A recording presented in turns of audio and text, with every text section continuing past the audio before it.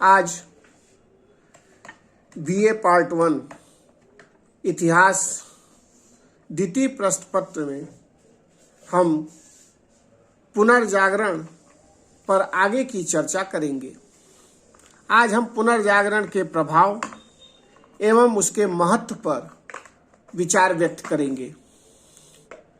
प्रायः यह माना जाता है कि पुनर्जागरण एक साहित्यिक क्रांति था, परंतु यह उचित नहीं है।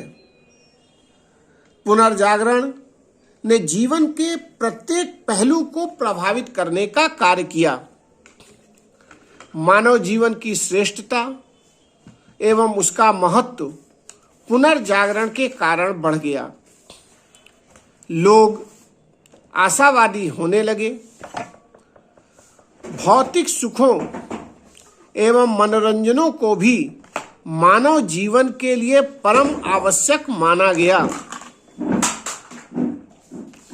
तत्कालीन कला एवं साहित्य ने मानव जीवन की कठिनाइयों तथा उनको दूर करने के उपायों को प्रस्तुत किया।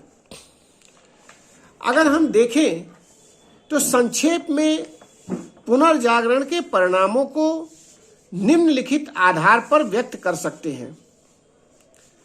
पहला, व्यापारिक या व्यापारवादी क्रांति। पुनर्जागरण का जो सबसे महत्वपूर्ण प्रभाव पड़ा वह था वाणिज्य एवं व्यापार के रूप में। मध्य युग में सामंतों ने कृषि को ही अर्थव्यवस्था का आधार मान लिया था। अतः स्थानीय स्तर पर उद्योग धंधे आवश्यकता अनुसार सीमित रूप में ही होते थे। यहाँ तक कि आदान प्रदान का आधार भी वस्तु का ही विनिमय था। किंतु यह स्थिति हमेशा नहीं रही। पुनर्जागरण काल में जो नवीन परिवर्तन हुए उसने व्यापारिक विचारधारा को परिवर्तित कर दिया। यूरोप, अमेरिका के कतिपय भागों में सोने व चांदी की खानों का पता चलने के बाद मुद्रा विनिमय को अधिक प्रोत्साहन मिलना प्रारंभ हो गया। अब व्यापार मुद्रा के जरिए होने लगा या सोने चांदी के जरिए होने लगा। एक तरह से कहा जाए तो उस समय वाणिज्यवादियों ने या व्यापारवादियों ने एक नारा दिया, अधिक सोना, अधिक धन एवं अधिक शक्ति। इन व्यापारवादियों ने विदेशी व्यापार को प्रोत्साहित करने की बात की। कृषि को कच्चे माल का स्रोत मानने पर बल दिया। उनकी इस नीति का इंग्लैंड, फ्रांस, स्पेन एवं जर्मनी में व्यापक रूप से प्रसार हुआ, जिसके कारण इन देशों में व्यापार एवं वाणिज्य के क्षेत्र में व्यापक रूप से उन्नति हुई। जहां तक दूसरे प्रभाव की बात है तो वह है पूंजीवाद के सामाजिक एवं आर्थिक परिवर्तन। जब व्यापार एवं वाणिज्य का विस्तार हुआ तो 16वीं शताब्दी में यूरोप में पूंजीवाद का भी जन्म हुआ। यूरोप में पूंजीवादी कृषि का प्रारंभ हुआ। सामंतों ने आधुनिक कृषि पद्धति को स्वीकार किया। सामंतों के द्वारा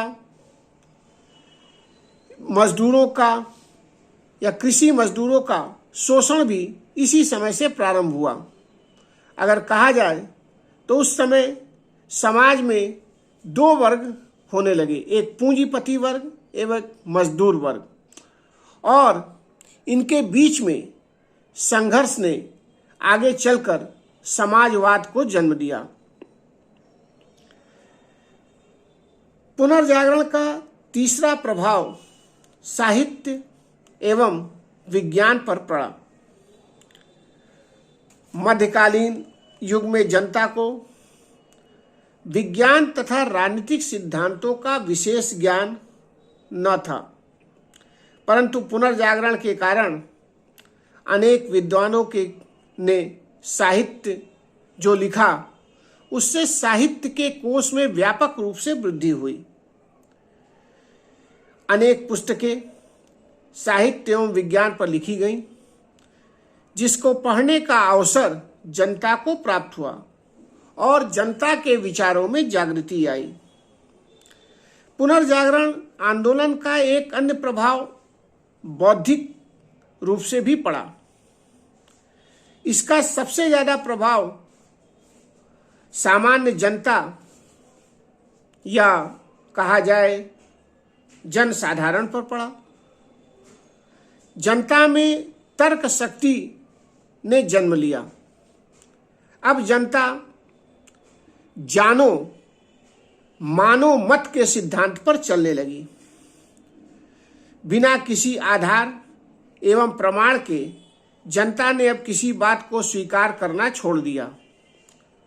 अंधविश्वास तथा रूढ़िवादिता का अंत इसी बौद्धिक प्रभाव के चलते हुआ।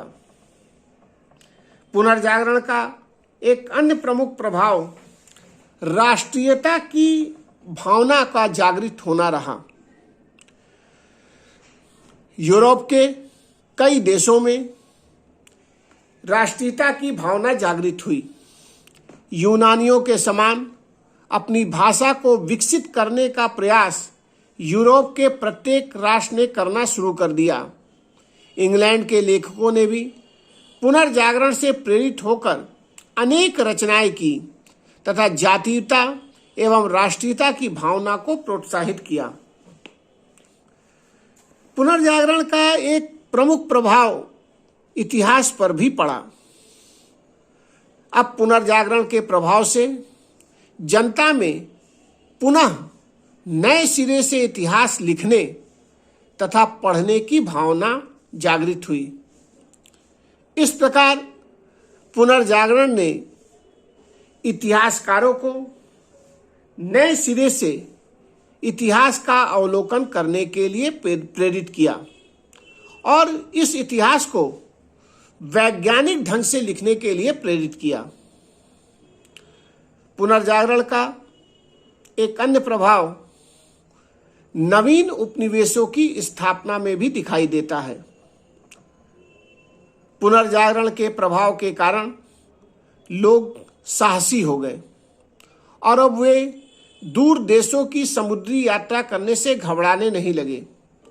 अनेक नाविकों ने सुदूर देशों की समुद्री यात्राएं की, जिसके कारण यूरोप के देशों ने इन देशों में अपने उपनिवेश स्थापित किए। इन देशों को खोजने वालों में प्रमुख रूप से हम कोलंबस, वास्को डिगामा, मैगलेन जैसे लोगों को जान सकते हैं। पुनर्जागरण का एक अन्य प्रभाव कला पर भी पड़ा। पुनर्जागरण से जहां एक ओर साहित्यिक क्रांति हुई, वहीं दूसरी ओर कला के क्षेत्र में भी महत्वपूर्ण विकास हुआ। इसका सबसे पहला प्रभाव हम इटली में तथा उसके बाद यूरोप के अन्य राष्ट्रों पर भी देखते हैं। लोगों का ध्यान पुनर्जागरण के बाद लैटिन और यूनानी कला तथा भवन निर्माण की ओर आकर्षित हुआ। उस समय का प्रसिद्ध कलाकार माइकल एंजेलो था। कला की दृष्टि से उसकी कृतियां उच्च श्रेणी की मानी जाती थी। उसने लास्ट जजमेंट नामक एक चित्र बनाया जो कि बहुत प्रसिद्ध हुआ। माइकल एंजेलो के अतिरिक्त लियोनार्डो दा विंची उस समय का एक प्रसिद्ध चित्रकार हुआ। यहाँ तक कि स्थापत्य तथा चित्रकला के अतिरिक्त संगीत कला में भी विशेष उन्नति हुई। पुनर्जागरण का जो सबसे महत्वपूर्ण प्रभाव धर्म सुधार आंदोलन पर पड़ा। पुनर्जागरण के कारण धार्मिक क्षेत्र में भी गंभीर प्रभाव हुए। तर्क तथा आलोचना से जनता के समक्ष पोप तथा चर्च की अनियमितताएं उजागर होने लगी। चर्च की बुराइयां जनता के सामने खुलकर आने लगी। उस समय के विद्वानों ने पोप तथा चर्च पर अपनी लेखनी से कड़ा प्रहार किया और धार्मिक आंदोलन के मार्ग को साफ करने का रास्ता बनाया। इसी कारण कहा जाता है कि पुनर्जागरण के विद्वानों ने धार्मिक आंदोलन रूपी आंधी को जन्म दिया, जिसे बाद में धार्मिक आंदोलन के पिता मार्टिन लूथर ने शक्ति प्रदान की। ये तो पुनर्जागरण का कुछ प्रभाव हम लोगों ने देखा। अब हम पुनर्जागरण के महत्व पर भी थोड़ी चर्चा कर ले। पुनर्जागरण होना यूरोप की एक महान घटना थी। पुनर्जागरण का विद्यालयों, विश्वविद्यालयों तथा संपूर्ण समाज पर व्यापक प्रभाव पड़ा। ऑक्सफोर्ड तथा कैम्ब्रिज विश्वविद्यालयों में नए कॉलेज खोले गए। उच्च वर्ग में शिक्षा संस्कृति का प्रसार हुआ।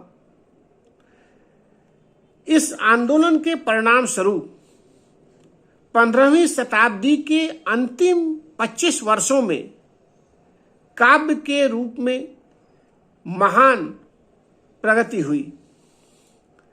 इस युग में पृथ्वी के नए क्षेत्र और चेतना के नए आयाम एक साथ प्रकट हुए। वास्तव में यह एक महान आधुनिक युग का प्रारंभ था और पुनर्जागरण के कारण समाज में व्यापक रूप से परिवर्तन हुए। यद्यपि पुनर्जागरण के सभी परिणाम अच्छे नहीं थे। हर परिवर्तन समाज को उच्चता की ओर ले जाने वाला ही नहीं होता है। इटली में उस दौरान अंतर्विरोध भी दिखाई देता है। एक ओर जहां व्यक्ति में आधुनिक भावनाओं का प्रभाव था, तो वहीं मध्यकालीन परंपराओं से भी वो अपना पीछा नहीं छुड़ा पा रहे थे। पुनर्जागरण ने लोगों के मन में यह भावना उत्पन्न की कि वे नैतिकता के प्रतिरोध को दूर कर दे। मैकियावेली की पुस्तक प्रिंस पुनर्जागरण का ही प्रतीक माना जाता है, जिसने यह दिखाया कि शासक के लिए नैतिकता के आदर्शों का पालन करना आवश्यक नहीं है, किंतु इन सभी दुर्गुणों या कमियों के बाद भी हम पुनर्जागरण के महत्व को अस्वीकार नहीं कर सकते हैं। वास्तव में पुनर्जागरण यूरोप का एक महान आंदोलन था। धन्यवाद।